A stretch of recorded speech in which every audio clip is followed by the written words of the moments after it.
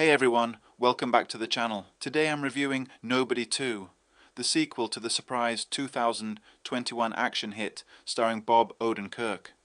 Now, I love the first film. It wasn't the best action movie ever made, but it gave me exactly what I wanted. A solid action storyline, great fight choreography, that fun family dynamic, and a surprisingly badass performance from Christopher Lloyd as Hutch's dad. That was the cherry on top. So I was expecting great things from Nobody 2.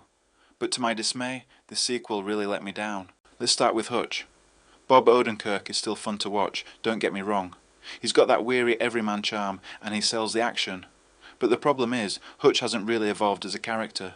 He's basically the same guy as in the first film. Instead, the focus shifts more onto his wife, played by Connie Nielsen. She's given more presence and agency, which sounds interesting on paper. But in practice, it doesn't work.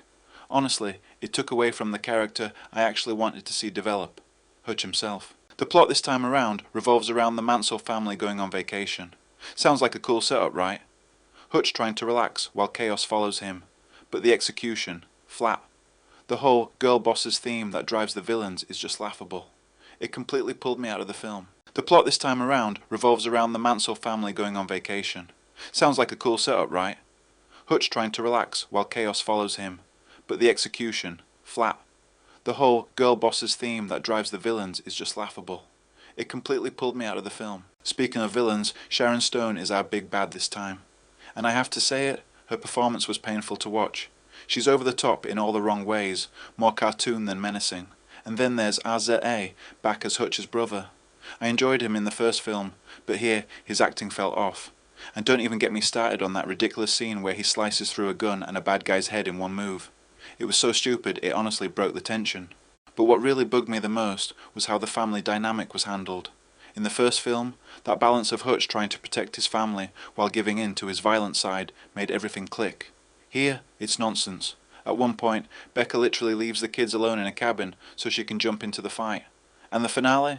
We end up with not just one villain but two mini girl bosses, the main girl boss, and even a so-called good girl boss. It was just contrived and silly. And I can't help but think part of the problem is behind the camera. The director's changed, there's an extra writer involved, and maybe the studio got too heavy-handed. The first Nobody worked because it was lean, tight, and knew exactly what it wanted to be. Nobody 2 feels like a mess trying to tick boxes. In the end, Nobody 2 is a massive step down from the original. Bob Odenkirk still gives it his all. But he can't save a weak script, poor villains, and a family storyline that doesn't make sense. For me, this one's a 4 out of 10. A real letdown compared to the first. Honestly, I can't recommend it. But hey, what did you think? Did you enjoy Nobody 2 more than I did, or were you disappointed as well? Drop your thoughts in the comments below. I'd love to hear them. And if you enjoyed this review, don't forget to hit that like button, subscribe for more movie reviews, and I'll see you in the next one.